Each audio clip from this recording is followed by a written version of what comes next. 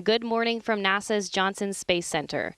Welcome to our final press conference on orbit with NASA astronaut Frank Rubio. As I'm sure most of you know, on September 11th, Frank surpassed Mark Vande Heij's previous record for the longest single spaceflight by a U.S. astronaut of 355 days. And on Thursday, he will reach 1 full year in orbit, on to a 371-day mission where he returns to Earth on September 27th. We'll be taking questions from our phone bridge today and through social media using hashtag AskNASA. But before we get started, Frank, would you like to say a few words? Hey, Courtney. Yeah, thanks so much. Yeah, so I think Thursday marks a unique milestone for American human spaceflight. And so I'd just like to take a moment to acknowledge and thank all the people who have helped me to achieve this goal. So first and foremost, my wife and our 4 kids, whose resilience and strength have kind of carried me through this entire mission. Also to our friends and family who have supported us and prayed for us throughout this entire year. Their love has been amazing. And then after that, my crewmates, all 28 crewmates that I've been able to fly with, and especially those of Crew 5 and Crew 6, who I spent the most amount of time with, and of course my Soyuz crewmates who have been through this entire event with me. It's been an incredible experience, and really the time with them has been the most special part. And last but not least, to thank the entire flight control team, the flight directors, the flight controllers, especially at NASA, but also for our international partners. It's been just incredible to work with all of them. They make this place run so smoothly, and it really makes it easy for us to be up here and work here. And so I'm incredibly thankful for the entire team and to have been able to spend this time together. Thanks, Frank. We will go ahead and open it up for questions. If you are on the phone bridge, just a reminder to press *1 when you're ready to ask your question and *2 if your question has already been asked. And for media asking your questions in Spanish today, please repeat the question in English before Frank delivers his response. We'll go ahead and start on the phone bridge with Gina Sinceri with ABC News.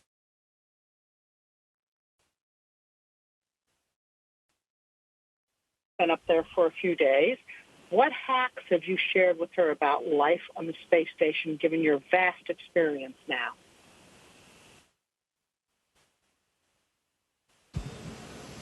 Hey, Gina, good to talk to you again. I think I missed the first portion of your question there. Could you please repeat that? Certainly.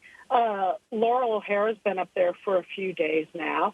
What hacks have you shared with her, given your vast experience on the space station, your tips and tricks?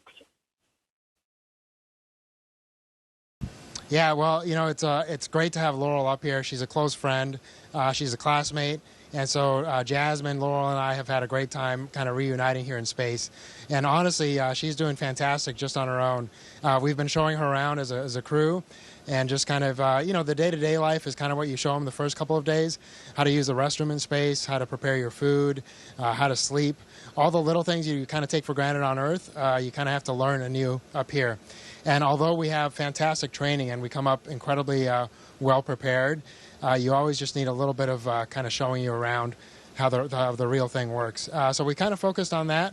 And then yesterday and today were her first couple of days of real work. And honestly, she looks like a pro already. So we've been working together on a few tasks. And, more than anything, just kind of showing her little odds and ends that you learn over the span of a year. But I have full confidence she's going to do great over the next 6 months.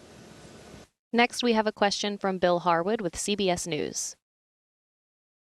Hey, thanks, Frank. It's Bill Harwood down at the Kennedy Space Center. One of the questions I had thinking about a year-long flight, and of course Oleg and Nikolai are going to pretty much do the same thing on their increments. When you look ahead to something like a flight to Mars and a mission that will take, 7 or 8 months to come back, what does your experience tell you about that? What is the psychological aspect of all of that more than the physical aspect of it, or is it the other way around? How do you view that for these future long-duration flights? Thanks. Hey, Bill. It is. That's a great question because hopefully we'll be dealing with that topic here in the next couple of decades. And so it's key to start preparing now. And I think it's really a combination of both. The psychological factor was more of a factor than I expected. But again, just having a really good team around you is such an incredible help. staying busy but not too busy, and just finding that work balance along with relaxation as able. And then staying in communication with loved ones back on Earth, I think, is going to be important. But just really having a good team and having trained together as a team and focusing on the mission together as a team, I think is going to be incredibly important. But I'm confident that whoever is going on that mission is going to do great, and I look forward to seeing how that team operates. Next up is Kristen Fisher with CNN. Hi, Frank. Kristen Fisher with CNN. I'm wondering if you had known at the time you launched that you were going to be up in space for a full year instead of 6 months, would you have still done it? And would you have done anything differently to prepare? Thanks. Yeah, hey, Kristen, it's good to talk to you again. This is great. I feel like I've spoken to many of you before. So, that's a good question. I think it would have depended on when I would have found out. Obviously, if they had asked me up front before you start training, because you do train for a year or 2 years for your mission, I probably would have declined. It would have hurt, but I would have declined. And that's only because of family things that were going on this past year. And had I known that I would have had to miss those very important events, I just would have had to say thank you, but no thank you. But once you commit to the mission, once you're part of the training, and really all the assets and all the preparation that go into you, and the mission kind of counts on you. So I think if I had found out before launch, but essentially well into the training cycle, I would have been committed to the mission, because ultimately that's our job. And we have to get the mission done. And, having the International Space Station going for 23 years requires a lot of individual and family sacrifices, but sometimes that's what you have to do. Next, we have Carlos from Telemundo.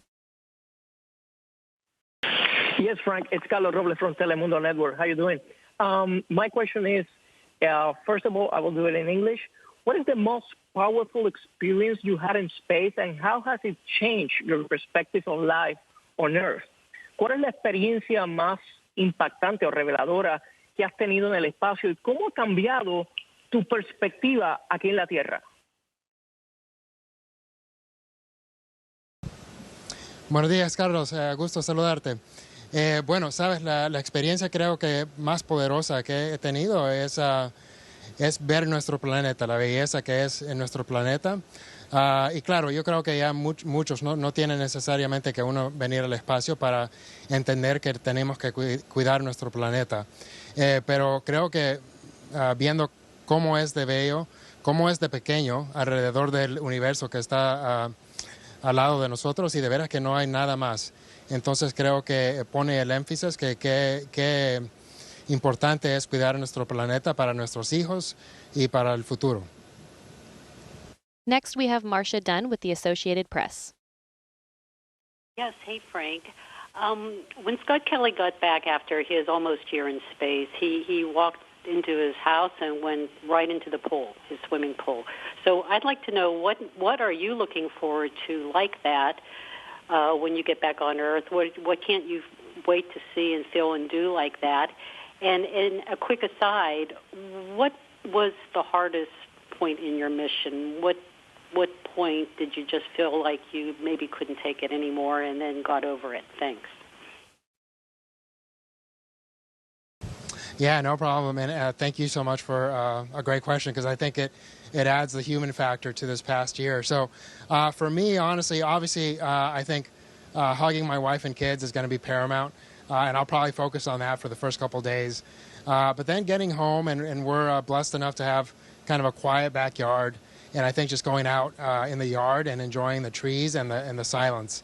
Up here we kind of have the constant hum of machinery that's keeping us alive. It's very important, but it is just a constant hum that you probably hear in the background. And so I'm looking forward to just being outside and enjoying the peace and quiet. The hardest point, it's hard to say. I think when it finally became real that it was gonna require me to stay for a full year was difficult, although that decision really took a couple of months. And so essentially we knew the situation, we were dealing with it, we were coming up with options, and so although it was difficult, honestly, I had already kind of come to terms with it. My family and I had come to terms with it. And so it was it made it a little bit easier by the fact that it did, give us some time to kind of cope with the possibilities. And so when it came, I think we were prepared to just commit to the fact that we had to do this, and we were going to try to do it well. Next, we have Mark Carreau with Aviation Week and Space Technology. Thank you very much. Once you're back on Earth, can you explain to us sort of how your reacclimation will be traced, how long that might be, and the kinds of things that will be monitored from a health standpoint, and also the sort of data that you think will be valuable, again, to going back with what you mentioned when you started preparing your fellow astronauts for long missions to the Moon and Mars? Yeah, Marco, thanks, because I think a lot of people are curious about that. So it's interesting. We put our vestibular system through quite a challenge. When we first get up here, obviously you go from a gravitational field to zero G load. And so a lot of people spend the first few days sick. I was fortunate in that I spent a couple of hours kind of not feeling great, but quickly adapted. And by the next morning, I was feeling pretty normal. But essentially you adapt to the fact that the fluid in your semicircular canals essentially becomes acclimated to being in zero gravity. And so when you go back to Earth, the opposite happens, and that constant force of gravity really affects a lot of us pretty strongly, and you may end up spending a lot of time being sick. And so your vestibular system is probably the most affected, and I think for most of us, the first few hours, you're going to make close friends with some medicine and some bags, and just try to lay down and keep a low profile. And then after that, really, it's a couple of months to regain your strength. We do a great job. Our trainers do a great job of keeping us in shape up here. But the reality is we're not standing, we're not walking, we're not bearing our own weight. And so it just takes some time to get your bones and your muscles used to doing that consistently back on Earth. And so it'll be anywhere from 2 to 6 months before I essentially say that I feel normal. We'll try to expedite that as much as possible, but we'll see. You really never know. And this being my first mission, I just don't know how my body's going to react. Next, we have Betiana from CNN Espanol. Hi, thank you for your time. I will do the question in Spanish first. And Frank, después de estar tanto tiempo en el espacio, ¿qué mensaje te gustaría darle a todos en la Tierra, pero sobre todo a los niños pequeños que te admiran y a aquellos que tienen una ascendencia latina como la tuya? After spending so much time in space, what message would you like to give everyone on Earth, but especially little children who admire you? Buenos días, Betian. Mucho gusto. Bueno, claro, es un gran honor representar nuestra comunidad latina y a los hispanos. Y de veras que el mensaje para la juventud es que adelante con el trabajo, el estudio, cualquier cosa se puede. Y de veras que es importante que nuestra comunidad siga adelante y siga mejorando nuestro país. Y yo creo que los latinos van a ser una gran parte de América en el futuro, y para mí es un gran orgullo estar aquí representando nuestra comunidad. Next, we have Robert Perlman from Collect Space. Hi, Frank. Rob Perlman from Collect Space. I know there's a tradition to award astronauts a 100 days patch when they reach that milestone, like I assume you did or received earlier during this mission. Now that you're days away from reaching 365 days, do you think there should be a one-year patch? Or how do you plan to mark the occasion with your crewmates? Hey, Rob. I'm probably the wrong person to ask for that. I was infamous in the military for not wearing many of my patches most of the time. I'll probably just wear my normal flight suit. Of course, I'm again honored to reach this milestone. But it's a team effort, and so if we do make a patch, then they better make a whole lot of them, because we'll have to give them out to all the team members who made this possible. But certainly, I hope we can take a moment to really just enjoy it, right, as a NASA team, and the fact that we can keep the International Space Station going for 23 continuous years, that we can have people up here regularly now for up to a year. And the reality is, yes, I'll cross that mark, but my mission is really no different from Mark's, Christina, or Scott, and lots of other people. Drew was up here for 9 months. And so a lot of people have seen the endurance and the sacrifice that it takes to go this long. And so I'm just lucky to have gone a couple of extra weeks. But I think it's really something that as a team we're going to take a lot of pride in. Next, we have Elizabeth Howell with Space.com. Frank, thanks for spending time with us. You've spoken before about the significance of celebrating a year in space during National Hispanic American Heritage Month.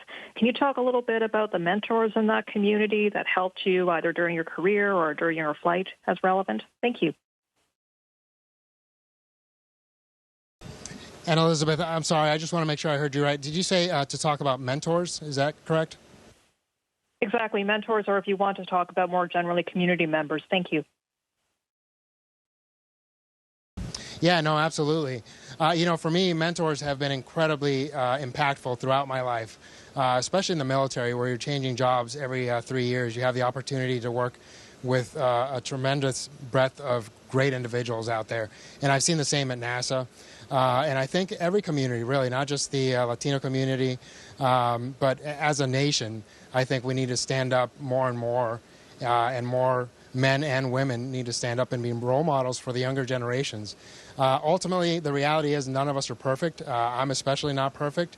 And so I think the importance of role modeling is to show, hey, effort, attitude, and when you mess up, kind of admitting your mistakes, and showing that resilience to do so and then get better after that.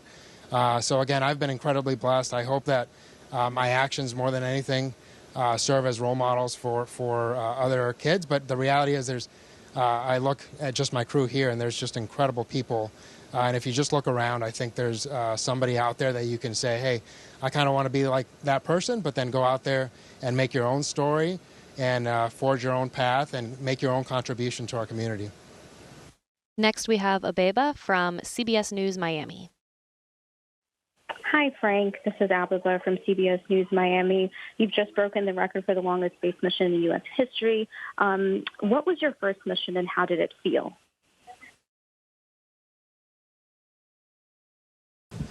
Hey, Aveda. Again, this actually is my first mission, which is incredible at the fact that it just happened to last this long. And it's been a mixed emotional roller coaster to a certain degree, because personally it was an incredible challenge and it was difficult. Professionally, it was incredibly rewarding. It's a huge honor, and it's a privilege to represent our office and our team this way. But overall, I think one thing that I've tried to do and hopefully have achieved, I certainly haven't done it perfectly, is just to kind of stay positive and stay steady throughout the mission.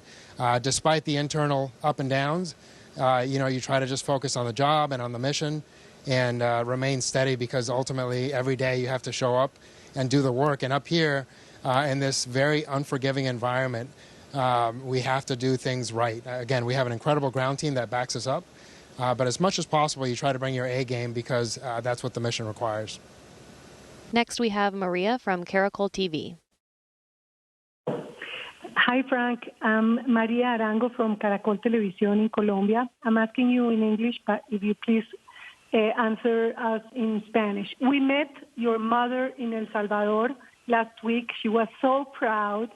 I'm sure you will be back safe. And after a whole year of hard work in space, she's sure you're going to bring important things for science and for humanity. What is exactly that you're bringing back? And she told us also that you love to eat a big green fresh salad when you land in Earth. Estuvimos con tu mamá la semana pasada. Está orgullosa y segura de que vas a venir seguro a la Tierra, segura de que vas a traer algo importante para la ciencia y para la humanidad. ¿Qué es exactamente eso que vas a traer? Y si el antojo mayor al llegar para comer es una gran ensalada verde, que es lo que más has extrañado. Gracias, Frank. Bueno, sí, mucho gusto, María, y saludos a los colombianos. Muchas gracias por su apoyo.